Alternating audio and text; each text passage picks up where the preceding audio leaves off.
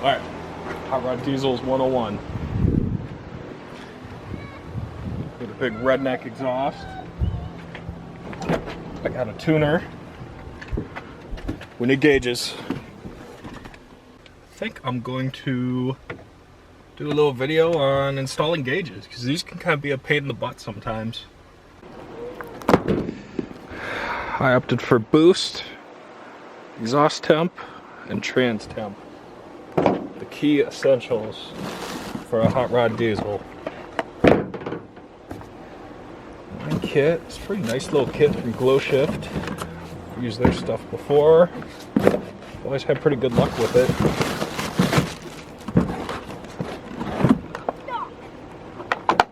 A lot of times these are better than that other brand that I won't mention. Nice color matched pod, and we got boost adapter,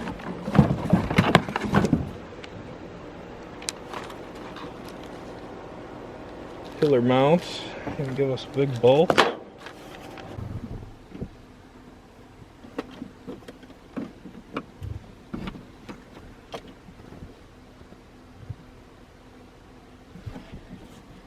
It's like a 10mm.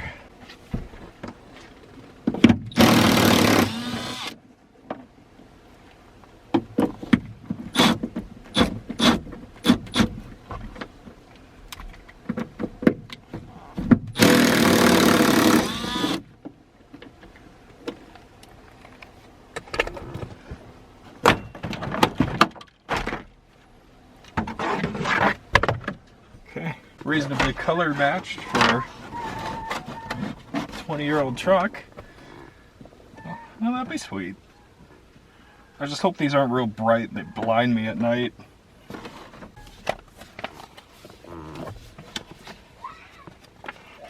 Yeah, we'll flip through this. Not really useful.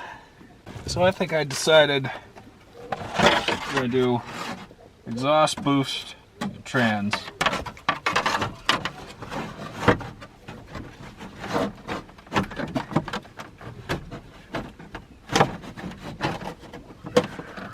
Actually pretty sweet. It'd be cool. Give me a little peace of mind when I'm towing. No, I'm not cooking this 48 RE.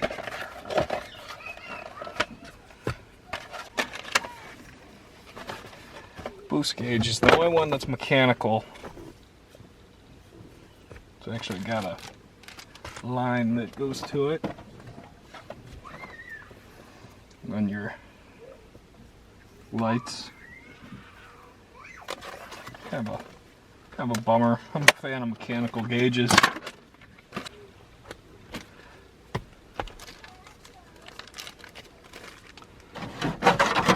So let's see, I'm gonna go EGT. We decided that was most important.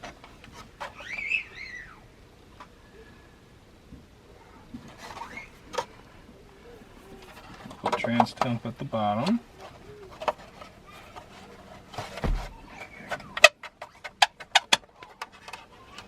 And our boost gauge will go in the center. That really complements my stock gauge cluster. It's kind of the same font and everything.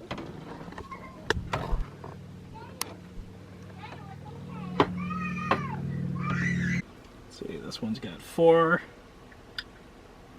And that plugs in like so. This is the EGT.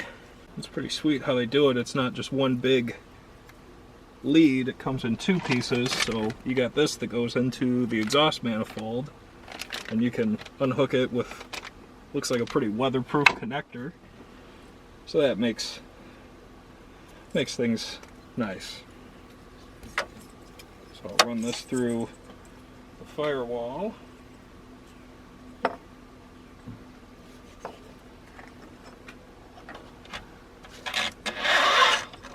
Make our connection. Snaps in nice.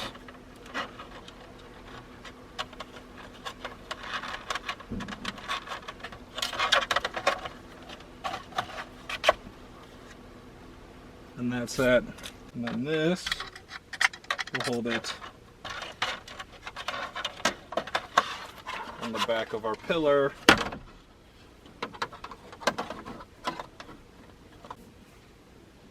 Transmission only has one.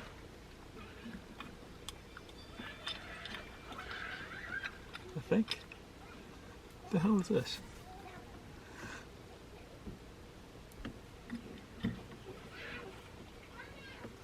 Yeah, that's it. There it goes. Okay.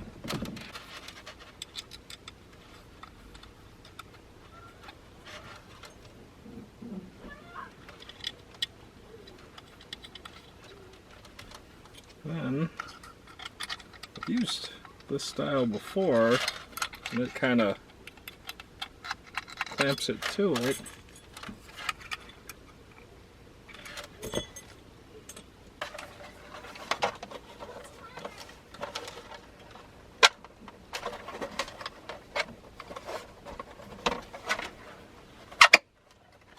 They do fit pretty tight though. You could probably just about get away with them like that.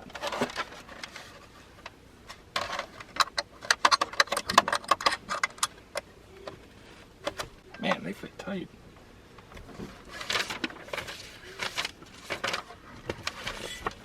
There's that picture they had them. Did it show these on here?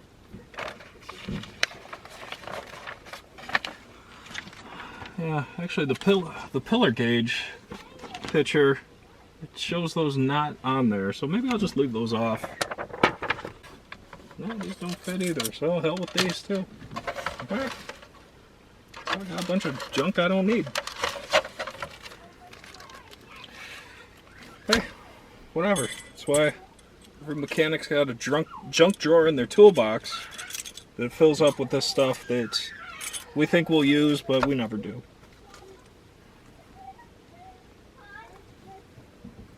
So I'll take all of this, keep the bag, that's thinking Matt. Keep the bag, put all this little stuff in here, and I'll put it in my box and probably never use it ever again. So now, I'm going to organize this. I'm going to keep it super simple. Black. So I got 3 wires that are black. Okay, I'm going to take my crimpers here. We got 3 wires hanging out here. I think I'd do it a little sweeter. I'll cut this here, put this in my toolbox. I'll never use it, but it's going. Then we'll have all of our common grounds in one big lump.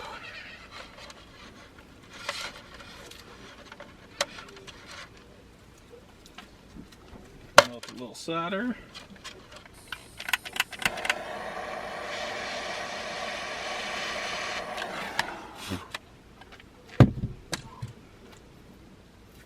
I'm a solder and tape kind of guy.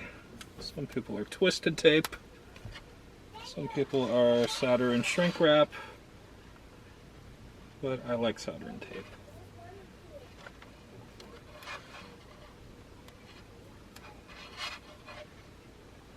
Tape that up nice. Then we have all the gauges going to one big central ground, and I'll do the same thing for yellow and red. So I got all the wires hooked up. There's 4 in total. Well, 5 if you count the transmission one that I'm going to wait to do. I'll get that plumbed under the truck, put up, and back through. Now, I cut all these off because if you look, here's the factory connector, and they wanted me to individually solder all 3 of these gauges to there and then have one coming out.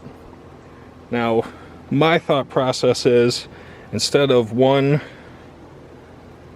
2, 3, 4 connections as a possible failure. I only have one. So if something does happen, you have flickering or whatever, you know right where to go. Another thing, my truck is an automatic. Under here, there is a plug. Two 15mm bolts from the inside. Two 15mm bolts from the inside. And this plug comes out like so. And you have a big gaping hole in the firewall to run all this stuff through. We'll go to the fuse box. I'll take my power probe, figure out everything. But I'm gonna run this all down the A-pillar, back around, out of harm's way. And I think we'll be ready to mount this, other than the boost line. I'm gonna mount to there, and then I'll show you how to do it on the outside. But overall, this is pretty easy. But I taped up all these wires. I put just one little piece of tape.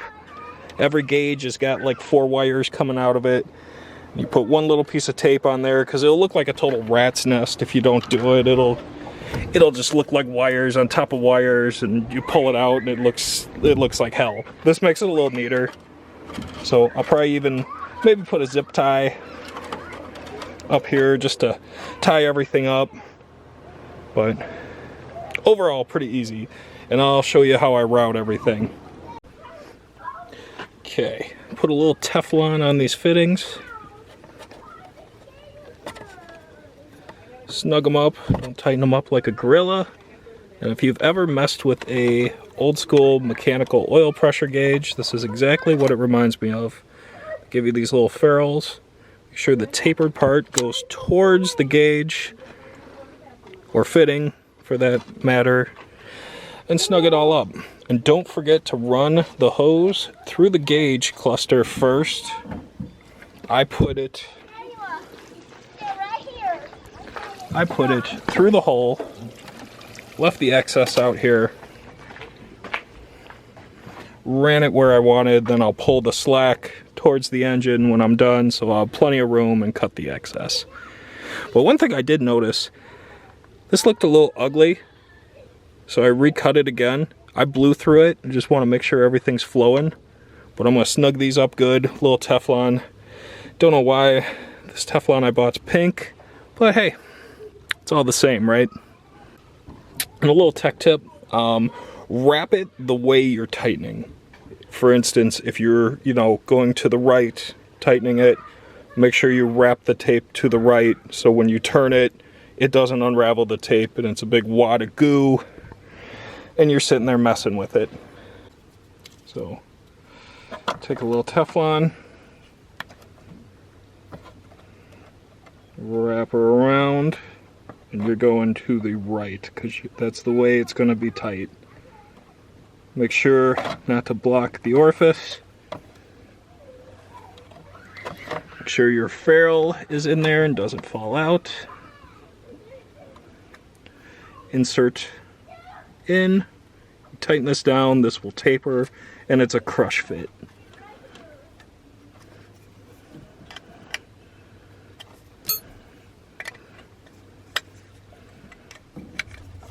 And we just want to get it snug. And as you can see, nice and firm, not going anywhere.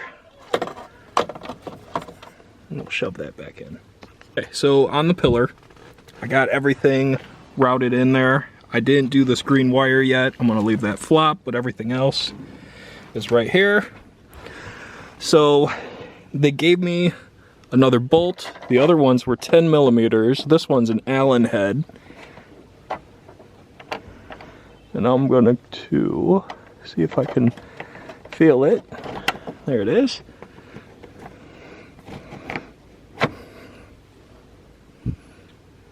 It is a 4mm, if anybody wants to know.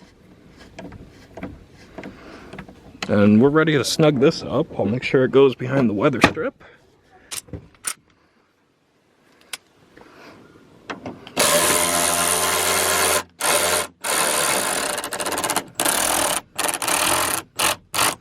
And don't get too crazy.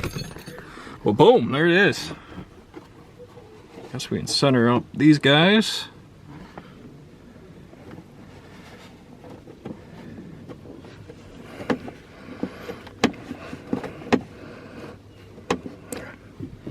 All right, and oh yeah, looking at it, it's gonna be nice going down the road. Like I said, I'm gonna probably hook it up to the dimmer because I don't want to be blinded going down the road. Because it's pretty close to my face, so I don't need none of that. But I like it. Just looking at it, it looks good. Like I said, the font on the gauges is like identical to this old hoopty truck, so it's the nicest thing on the whole truck. Okay, so we'll need the green one. I'm gonna feed the rest of this through the firewall. Dry. Pull that up. My fog lights weren't working. I think I figured out why. My relay rotted off. Okay, that is beautiful. And I'll route all the wires the same way I did the boost line, along with the EGT, making sure not to kink nothing. And that's that. Alright, we got our wires pulled through and our boost line. I got the fuse box exposed and my power probe out. So GlowShift with their directions, man, there's just no shortage. These are some great directions. Nice colored pictures. I mean, pretty simple. You can see the sucker's wide open. I'm just going to follow the picture, do it the easy way. Take out this bolt.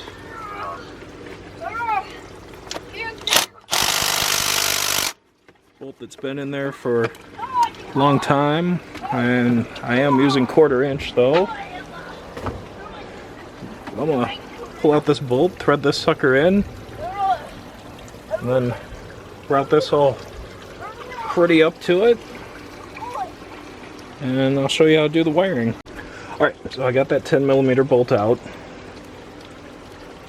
and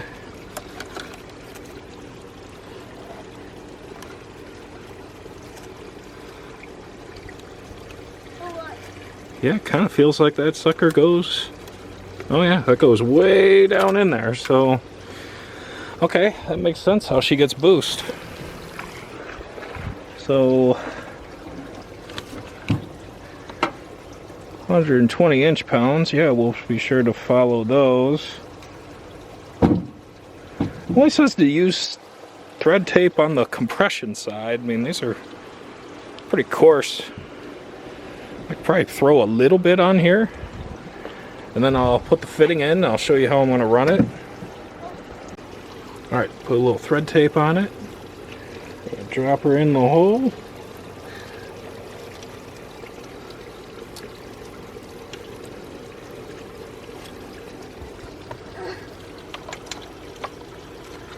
The ejector harness is right in the frickin' way. Move that out of the way.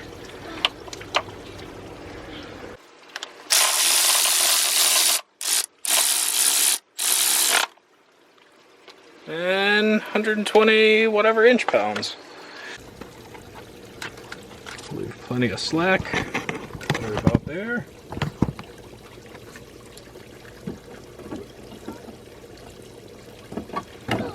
And I wanted to use a razor blade because I kind of crimp it shut, but probably wise to use a socket on this, but I grabbed an open end wrench for whatever reason. Almost, we'll call that snug. Take our fitting.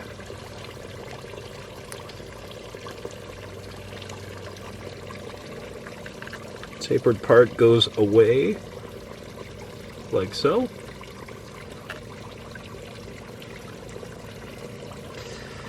And And I don't know if I'm gonna get Teflon back on this thing.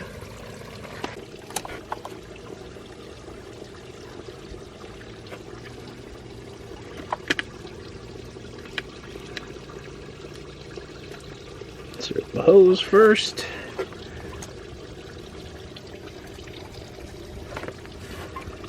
And then we'll crank her down.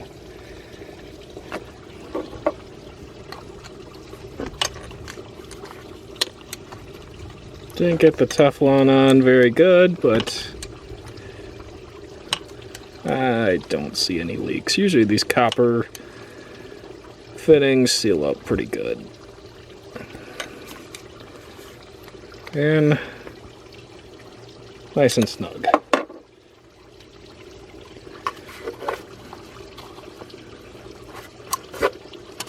Then we can move on to wiring. So we want orange goes to the headlights, red is 12 volt, and yellow is a constant. Yeah, they didn't give me any electrical, I call them piggybacks that take like 2 fuses. So I'll wire it up just temporary. Yellow, we need a constant. That looks like a pretty solid constant to me. Okay, just looking, I found fuse 26 here is the rear defogger. And that would be, oh, somehow that one's hot. That's weird. 29, cigarette lighter, okay. And obviously, this one is not working with the key on. Alright, so 29 is hot, and this orange and red, guys, these look so freaking close to me, be careful. So we want red. Red. 29.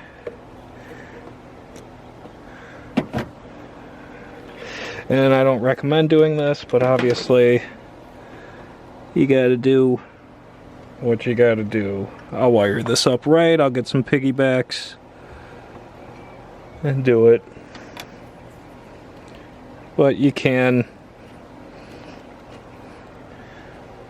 shove a fuse and a wire in there. Obviously, this is temporary. Do as I say, not as I do type thing. And then we need orange for the headlights. 32, right rear tail lights. 32.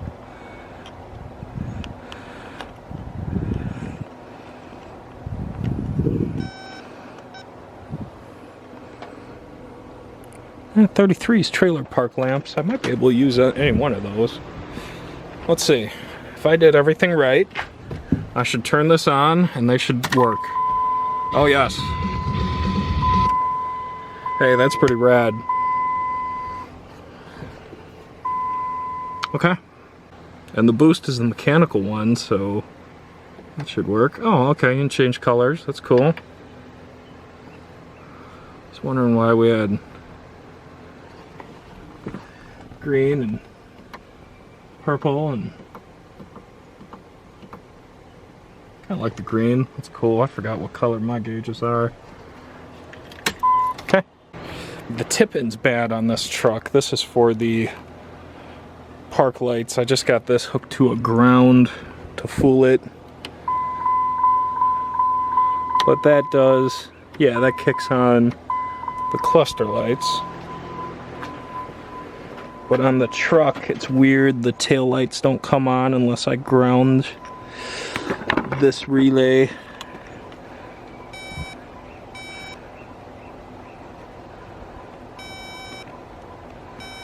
Yeah, we might wait for that. We'll go number 34. That's left rear tail lights. And that should make my dimmer work. So what'd I say? Number 34? I think.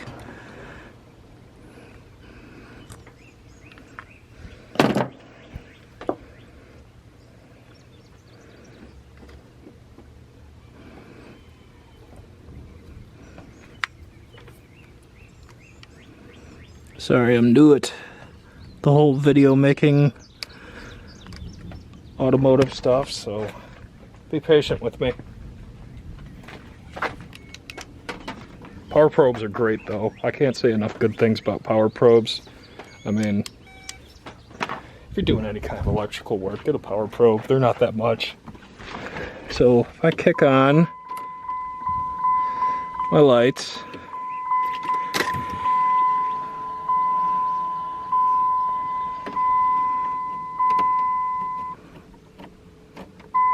okay. Yeah, okay, they totally dim. I don't know if you can see that, but they totally dim. Okay, well that's nice. So now, I'm thinking the EGT gauge, we can hook that up. That is going to require some drilling. I'll probably drill her right about there. Or I don't know, should I do the front? Does it really matter? Probably want it close to the turbo.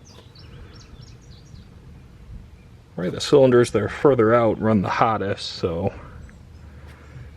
I'll probably do it right here.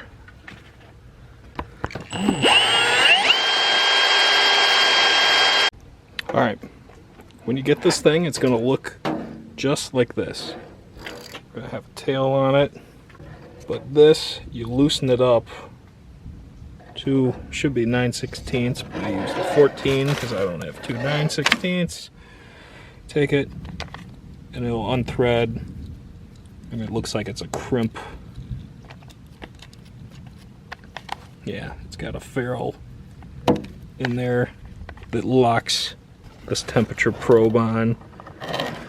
So I'll have to play with the depth on it and make sure we get it. 21/64 is the size, which for reference is about that big. And I put a bunch of grease on my tap. Hole's already drilled. I put a decent amount of grease on there. I'm just gonna start it with my hand.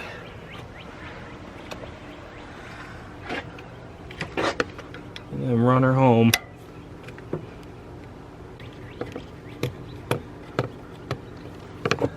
Oh yeah, beautiful. I've been messing with this thing, trying to get it to go. A little tech tip, I put a little bevel right here. All I did was take my die grinder, about a 45-degree angle, and give it a little, and like that, it starts biting and turns in there nice. And another thing, the drill bit broke. So there's a little itty bitty piece of drill bit, and I thought I heard a ting ting. So I pulled this off. I'm turning the turbo. The turbo's free. I don't feel like pulling all this stuff off. I mean, this is my truck, so if the turbo blows, you know, if there's a little piece of drill bit in there and it's catastrophic, then so be it. Time for a turbo upgrade. I find it hard to believe that it could find its way down one of these ports into the actual engine, so I'm gonna roll the dice. I'm pretty sure it fell down here into this housing and hopefully passed out. So I'm gonna tighten this up, put the EGT probe in, which I'm only gonna do, I don't know, I think the direction said like 2 to 3 inches into the manifold. All right, that's nice and tight. Take this one's got another little ferrule on it.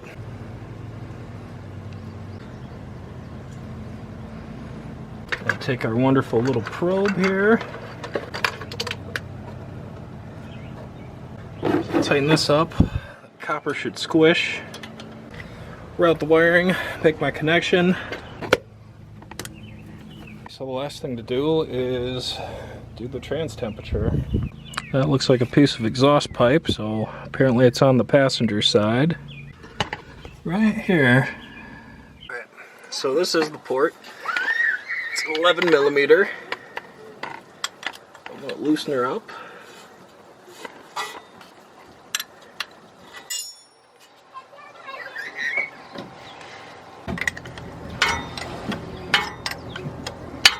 That's in, a little bit of tape. Used an 11/16 on the adapter. This is a 14 millimeter. Snug these all up. White goes to the sensor and a black just goes to a ground.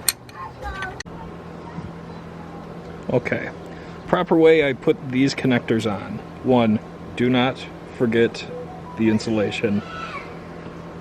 Fold the wire in half, like so. You have 2 sets of tabs. One is for the insulation on the wire, one is for the actual wire. It should go like so. Crimp. One side. Then crimp the other. One side crimped.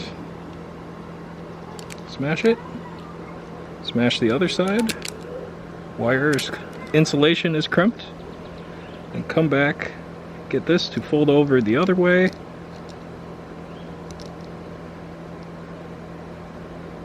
Like so. And then smash her flat. Nice strong connector. So it should look like that when you're done. Slide the insulation up. And when you put this into the female end of it, it'll cover up and hopefully be nice and weather tight. Okay, I got the green wire running down the driver's side of my truck. I got plenty of wire still hanging out. Right here, I'm just gonna follow the factory harness the best I can. Go up and over the tranny to the sender. Just kind of loosely follow all the other ones. I'll go make the connection on the other side. I can't wait till I get my lift installed. This sucks. Like so. That's what I was talking about. Nice weather tight connector. Then I'll run a ground on the other side. Make my final connection. Do her up with a couple zip ties. And that'll be that.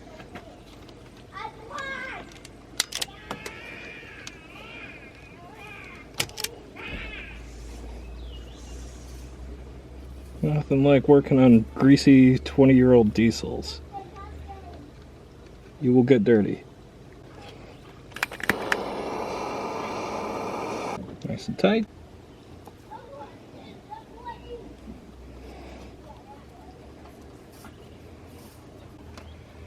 And that is that.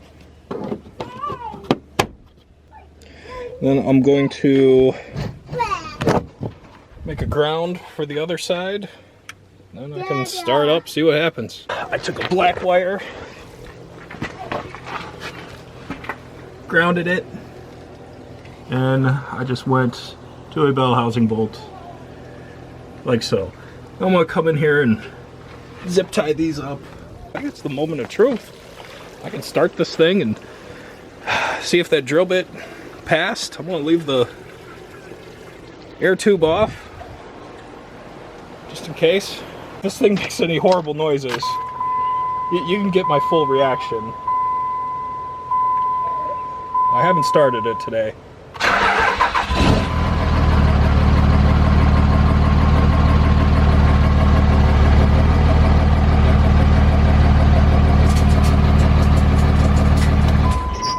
I heard it. It sounded like a piece of metal. Turbo's still spinning. It sounded like a piece of metal, like in a shop vac.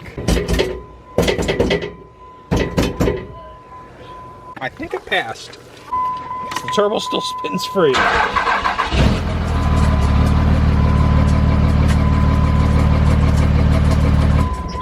Now it's in there. Do I keep running it? God, the turbo spin's so nice. Should I rev it?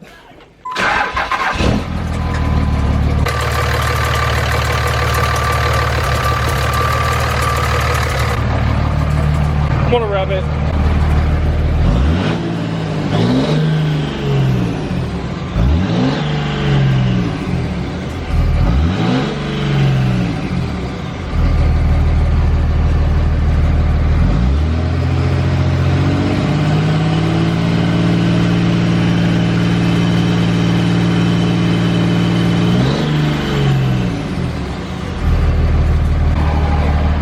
Put the camera out here. When I shut it off, you can kind of hear it.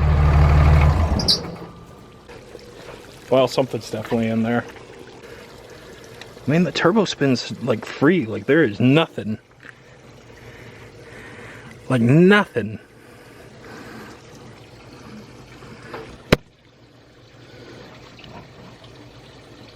I mean, it spins like nice. Ha. What to do, what to do? Do I let it run? Ow, ow, ow, ow, ow, you truck, ow, ow. Hood prop just whacked me in the head. I'm gonna fire it back up. I'm gonna take it for a quick drive and see what happens. Stand by, we'll see. All right, so I fired her up, took it down the block. Everything's rocking. Gauges look pretty normal. Everything's working. I don't hear the noise anymore. So hopefully whatever it was, it passed. But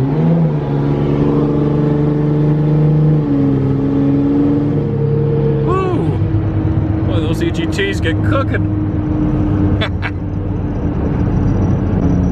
It is nice to have the gauges. I always wondered what kind of EGTs and boost I've been running. I want to try a dually burnout.